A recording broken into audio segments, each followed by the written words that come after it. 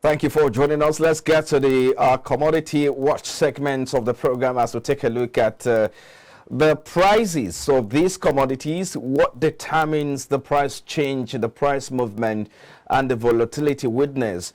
In recent time, we've been seeing that the prices have not been stable as a result of the inflation figure, which has risen to 24.08% in the month of July. But what exactly is the direction, or what is the factors driving the prices of this commodity now? So let's get talking, looking at paddy rice, yellow maize, soya beans, sport cashew nut, sesame seed. For instance, for paddy rice, it's still gone up by 5.85%. Looking at the per unit, that's per kilogram, 5.85% up to 383 naira 1 kobo per unit there. Yellow maize also is in demand with 8.84%. Up to 362 naira per kilogram. Soybeans also up by 7.95%, settling at 356 naira 32 kobo. Look at cashew nut, also in high demand there. Jacked up by 5.99% to 584.94%. And then, of course, sesame seed also is in high demand. 1 kilogram going for 850 naira 0.51. That's 850 naira 51 kobo there, up by 27.1% there. Let's look at the other items now. Palm oil.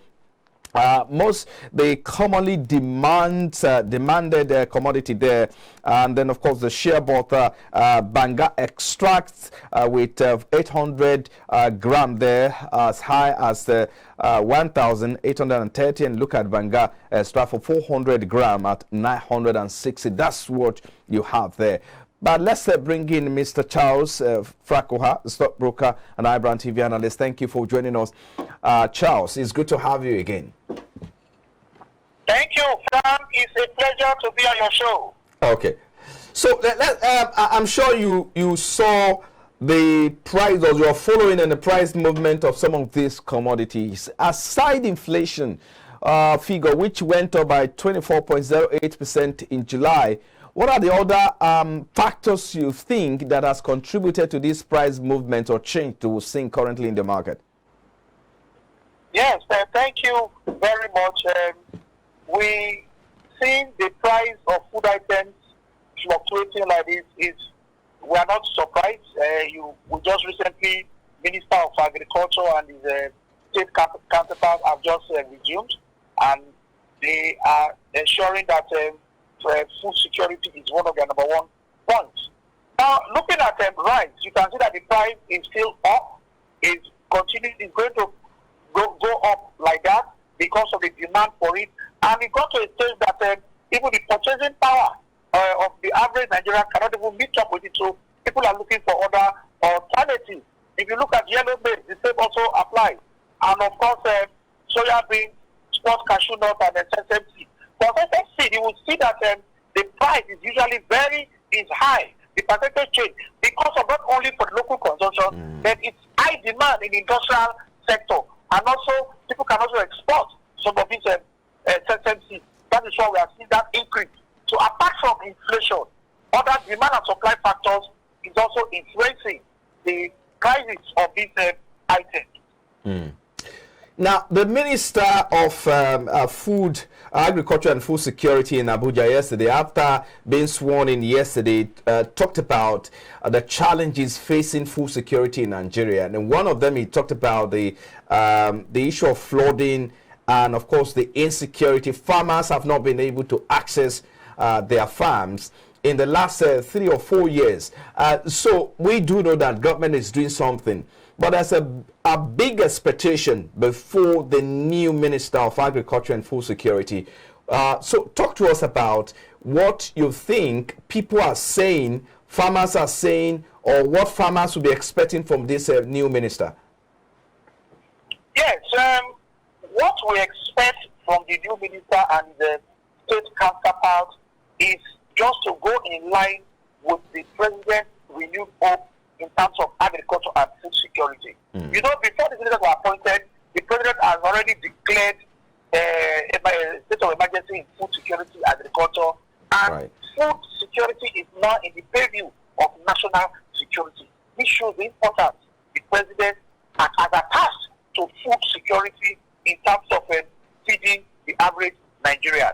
Yes, insecurity is there, but what the government needs to do now, apart from tackling insecurity, which we know that government must do that, there are other issues the government needs to take into consideration. The issue of improved seedlings, the issue of new techniques in farming, because with flooding, which is also a problem, we cannot continue to do farming the same way. Improved seedling, new improved techniques in farming because of flooding. Then storage is also another key aspect for this Minister of Agriculture and his counterpart in the state. So all these things will make food available, and at the same time, because agriculture is a natural thing, you have to plant, wait, harvest, store before we can now begin to distribute. So all the value chain involved in agriculture has to be strengthened, because some of these food items, yes, we just produce them for consumption, but we need to store them properly, while we can also process them, add value to them before actually taking them to the market and even for export. So the Minister of Agriculture and the state counterpart are already cut out for the job that's ahead of them. It's a Herculean task, but I believe that if they put all this in place, they will see that we will be talking about food security in the country. Nigerians will feed, no child will go hungry again. That we need to do our work. Okay, so Charles, what have not been seen in recent times, especially in governance or amongst the ministries and departments and agencies of the government, is collaboration.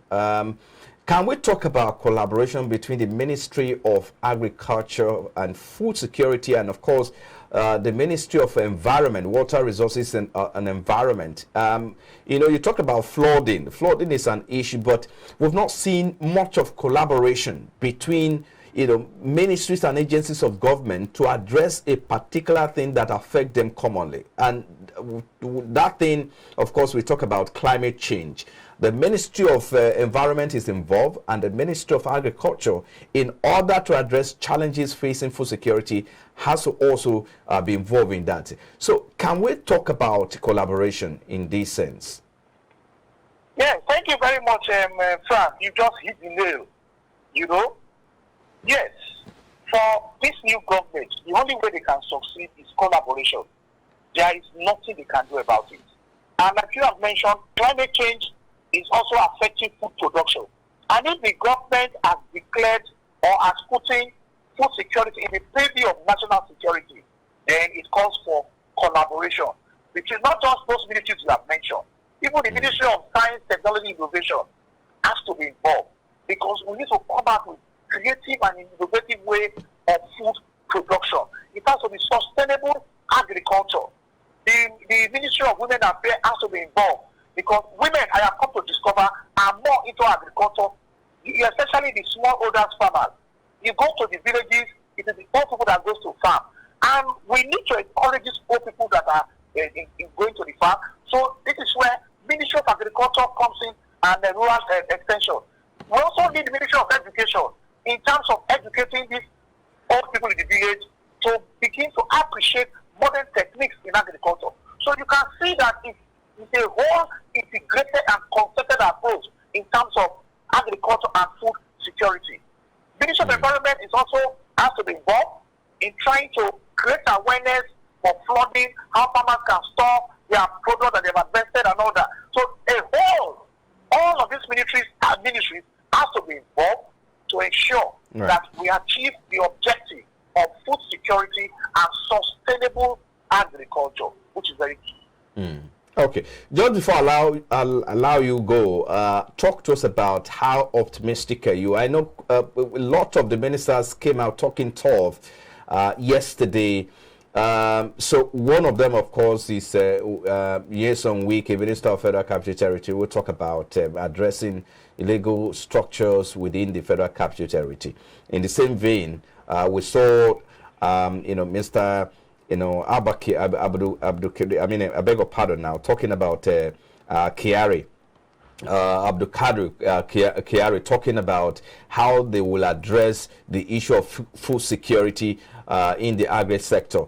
So what are the other things that you think we should do in the immediate, hitting the ground running? 1, 2, 3 that you think they should do now that they are in office, and quite a lot of expectations ahead of them. Talk to us about this before we wrap up. Yes, one, they should recognize the actual farmers, number one. Number two, they must improve the extension services that is available from the Ministry of Agriculture. Extension service has to be improved and implemented. Then 3, the issue of input, fertilizer should be made affordable and available to these real farmers. That's right. If these 3 things are done, in addition to others, we will see an improvement in our food production and sustainable agriculture. I think we just have to leave it there. Thank you so much, Charles Fakoha, iBrandTV analyst and stockbroker. Have a great day ahead. Thank you very much. Well, we'll take a break now, and when we return, we'll head straight to the equities market. The exchange all-share index and market capitalization reversed the previous loss by 0.74%, and Monday closing above 65,000 psychological line. That's our talking point next. Please stay with us.